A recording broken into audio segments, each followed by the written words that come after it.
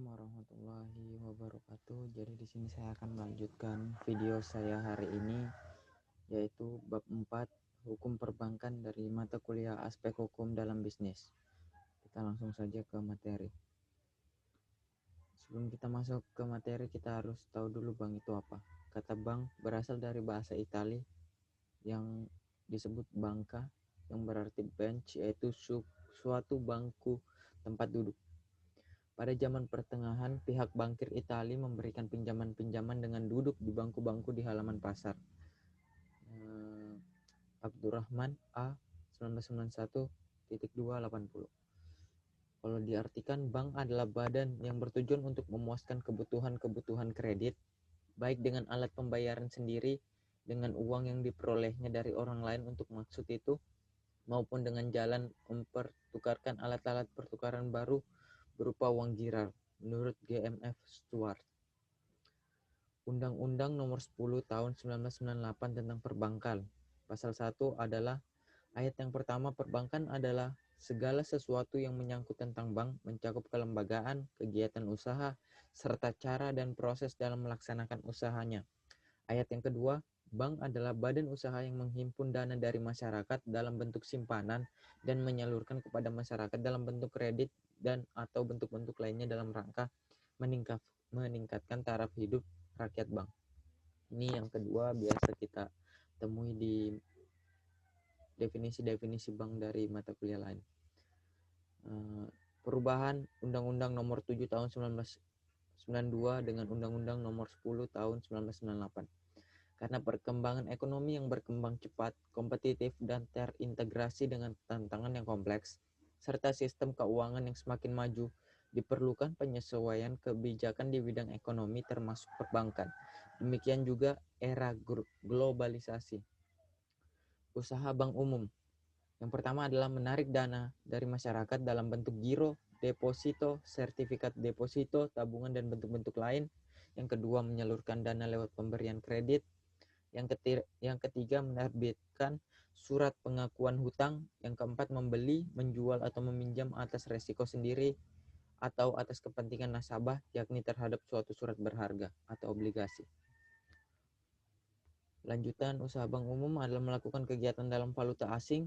Yang terakhir adalah melakukan penyertaan modal pada bank, perusahaan lain dalam bidang keuangan seperti perusahaan leasing, modal ventura, perusahaan efek, asuransi, atau lembaga clearing penyelesaian dan penyimpanan.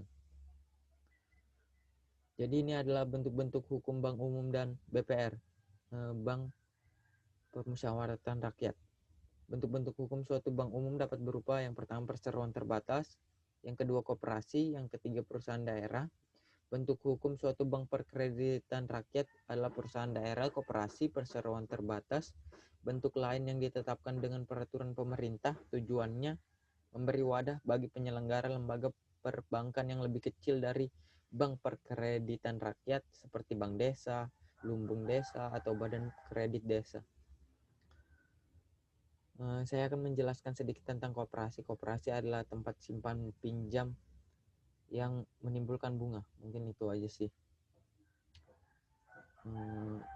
Usaha bank perkreditan rakyat itu adalah menghimpun dana dari masyarakat di dalam bentuk simpanan berupa deposito berjangka, tabungan dana, atau bentuk lainnya yang dipersamakan dengan itu.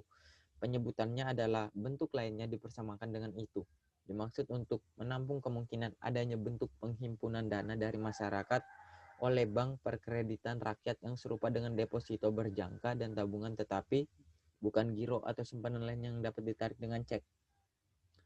Jadi kurang lebih konsepnya sama seperti bank umum, tetapi dananya tidak bisa dicairkan dengan cek dan tidak bisa membuka rekening giro. Yang kedua adalah memberikan kredit. Yang ketiga, menyediakan pembiayaan bagi nasabah berdasarkan prinsip syariah sesuai dengan ketentuan yang ditetapkan oleh Bank Indonesia sebagai bank sentral di Indonesia. Menempatkan dananya dalam bentuk sertifikat Bank Indonesia atau SBI, deposito berjangka, sertifikat deposito, dan atau tabungan pada bank lain. Dalam perjalanan perbankan ditegaskan bahwa bank perkreditan rakyat itu dilarang ada 5. Yang pertama, menerima simpanan berupa giro dan ikut serta dalam lalu lintas pembayaran. Contohnya bayar listrik, bayar air itu dilarang oleh Bank Perkreditan Rakyat. Yang kedua, melakukan kegiatan usaha dalam valuta asing atau bekerja sama dengan bank-bank di luar Indonesia. Yang ketiga, larangan yang dimaksud dalam huruf B ini tidak termasuk kegiatan tukar-menukar valuta asing atau money charger. Untuk melakukan usaha tukar-menukar valuta asing, Bank Perkreditan Rakyat harus memenuhi ketentuan dari Bank Indonesia sebagai bank induk di negara Indonesia. Yang keempat, dilarang melakukan penyertaan modal. Dan yang terakhir adalah dilarang melakukan usaha perasuransian. Bedanya bank umum dengan bank perkreditan rakyat adalah bank umum memberikan jasa dalam lalu lintas pembayaran, sedangkan bank perkreditan rakyat tidak memberikan jasa dalam lalu lintas pembayaran. Mungkin itu adalah perbedaan garis besarnya bank umum dan bank BPR. Menurut pasal 30 ayat 3 dan pasal 33 Undang-Undang Perbankan, yang dimaksud dengan rahasia bank adalah segala sesuatu yang berhubungan dengan keterangan mengenai penyimpanan dan simpanannya, nasabah penyimpan dan simpanannya. Itu tidak boleh dipublikasikan kepada pihak luar. Jadi hanya pihak bank yang boleh tahu tentang nasabah penyimpanan dan simpanannya. Yang kedua, bagi bank melanggar ketentuan di atas, maka berdasarkan pasal 40 Undang-Undang Nomor 10 Tahun 1998, dia bakal dikenakan 4 tahun penjara serta denda 4 miliar sampai dengan 8 miliar. Pengecualian terhadap rahasia bank ini ada 6. Yang pertama, pajak. Bank Indonesia, jika diberi izin oleh Bank Indonesia atas permintaan Menteri Keuangan, maka pengecualian terhadap rahasia bank ini boleh dilanggar. Yang kedua, peradilan pidana. Yang memberi izin adalah pimpinan Bank Indonesia, izin tertulis atau permintaan tertulis dari polisi, jaksa, atau hakim. Yang ketiga, peradilan perdata antara bank dengan nasabahnya. Yang memberi izin dari prosedur ini adalah direksi bank menginformasikan kepada pengadilan, tapi tidak untuk dipublikasikan ke masyarakat luas. Yang keempat, tukar-menukar informasi antar bank. Ini yang memberi izin adalah direksi bank memberitahuan kepada direksi bank lain. Yang kelima, Badan Urusan Piutang dan Lelang Negara atau Panitia Urusan Piutang Negara. Yang memberi izin prosedur ini adalah pimpinan Bank Indonesia atau Bank BI, izin tertulis atas permintaan tertulis dari Kepala Badan Usaha Piutang dan Lelang Negara atau Panitia Urusan Piutang Negara. Dan yang terakhir, pihak yang ditunjuk oleh nasabah penyimpan Panitia Urusan Piutang. Ini yang memberi izin adalah Bank Indonesia sebagai bank sentral atas permintaan atau persetujuan nasabah yang menyimpan dana tersebut. Sanksi-sanksi terhadap pelanggaran rahasia bank. Ciri khas sanksi pidana terhadap pelanggaran prinsip bank rahasia yaitu sebagai berikut. Yang pertama, terdapat ancaman hukuman minimal di samping ancaman maksimal. Seperti yang tadi, ancaman maksimalnya 4 tahun dan denda 4 miliar sampai 8 miliar. Jadi bisa dikenakan hukuman dari 1 tahun sampai 4 tahun dan denda dari Rp1 sampai 4 miliar. Yang kedua adalah antara hukum penjara dan hukum denda bersifat kumulatif, bukan alternatif.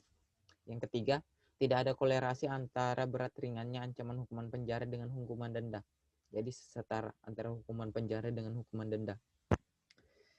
Prinsip hukum tentang bank berdasarkan syariah. 1. Dasar-dasar hukum bank berdasarkan syariah. Undang-Undang Perbankan Nomor 7 Tahun 1992 Pasal 6 dan Pasal 13 membuka kemungkinan bagi bank dengan prinsip bagi hasil dengan nasabahnya.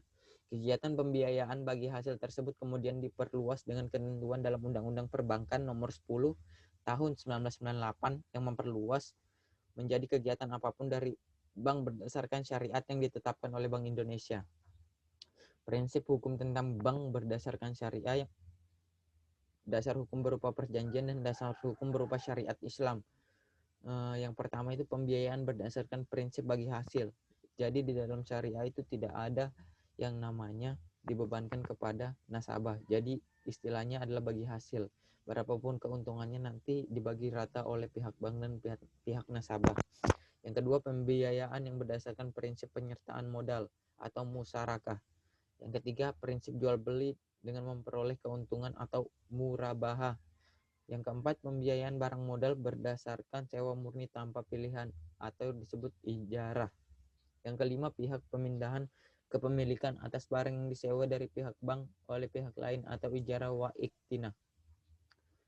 Mungkin itu saja materi saya pada hari ini tentang hukum perbankan. Kurang lebihnya saya mohon maaf. Wassalamualaikum warahmatullahi wabarakatuh dan semoga bermanfaat materi ini. Terima kasih.